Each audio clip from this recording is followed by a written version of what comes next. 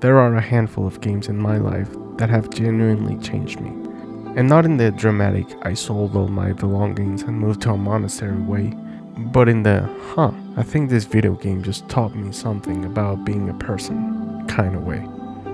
And somehow, Dark Souls did that to me. Yes, Dark Souls. The game best known for killing you so often that it should come with a punch card.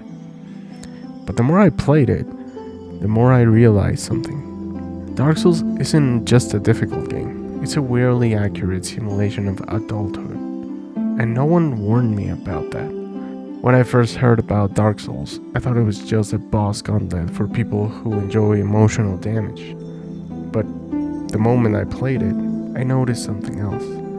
There was this feeling. It was very hard to explain, but it it felt very familiar. Like the game wasn't just challenging my reflexes, it was challenging my understanding of the world.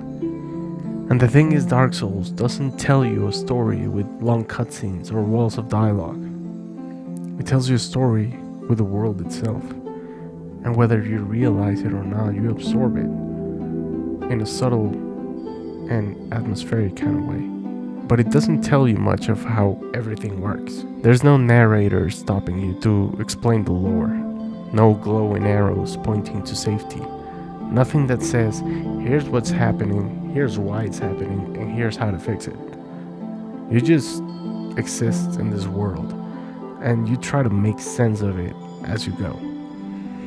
And if you're coming out of high school like I was, it resembles life way more than you expect. Let me explain. The real game starts right after the asylum, after you beat the first boss. You come out of there feeling proud and victorious, like you accomplished something, which is kinda how you feel after graduating high school. You have this weird sense of, hey, look at me, I did it, I'm unstoppable. And then after the asylum, the game just drops you into Firelink Shrine.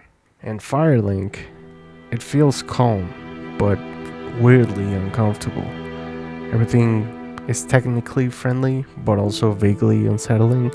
Everyone there just gives you this feeling like, yeah, I'm not gonna stab you, but I also might do it.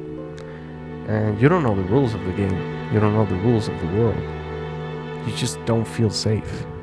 You feel alone, even with people around you. And honestly, that's exactly what life feels like the moment you step out of high school. People gave me advice, sure, but it was vague, confusing, and spoken in what felt like an ancient dialect. Follow your passion, network, get experience. Okay, but how do I do that? No one tells you where to go. They just gesture vaguely towards the staircase and hope you pick the right direction. And thankfully, just like in Dark Souls, I accidentally chose the metaphorical stairs to the undead burg, and not the catacombs. Because if you go to the catacombs too early, oh boy, you've made a terrible mistake. But once you're in the burg, things start to kind of make sense. You meet new people, you pick up some gear, you fight some weak enemies, you start learning the ropes. You even encounter a very intriguing NPC, one that actually feels friendly. You start to get used to the rhythm of the world, and you realize that, okay, this is how things work here. No one's gonna explain anything to you. You just have to figure it out. And that's life. So much of adulthood is improvisation. You move forward, you learn, you adapt. Nobody hands you a manual, but everyone expects you not to die. And then after a few tough encounters, you get to the undead parish. And things start to heat up there. You start encountering bigger and stronger enemies.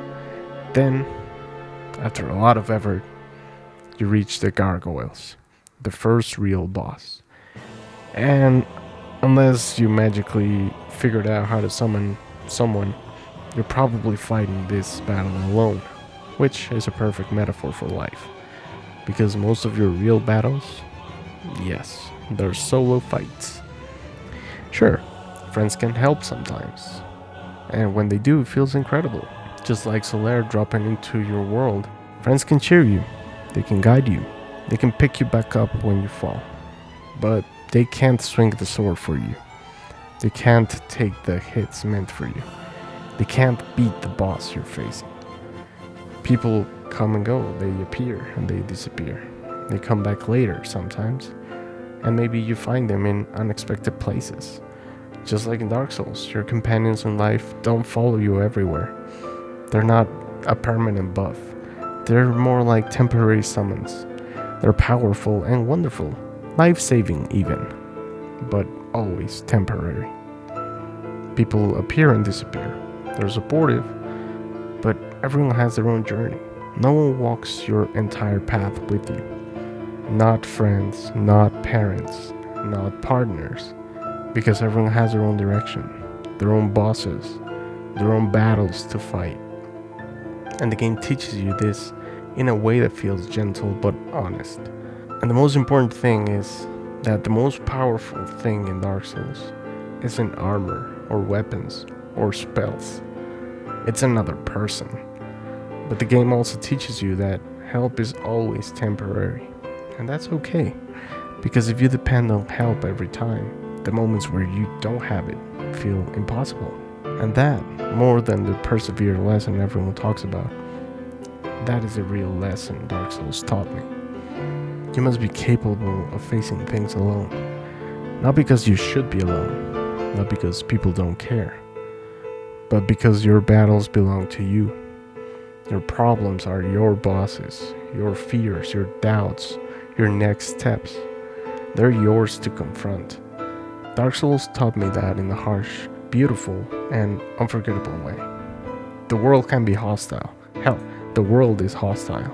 People can be supportive, but at the end of the day, it's your journey, it's your path, and it's your fight. And if you can face all of those things alone, everything else becomes just a little bit easier. And every time someone does show up to help, it feels like a gift, not an expectation. So in the end, that's what Dark Souls taught me. Not just to persevere, not just to get good, but to understand that my life is a path that only I can walk, and that learning to walk alone isn't a punishment. It's a point. Because when you know how to stand on your own 2 feet, every friend who joins you feels like a blessing. Every small victory feels earned.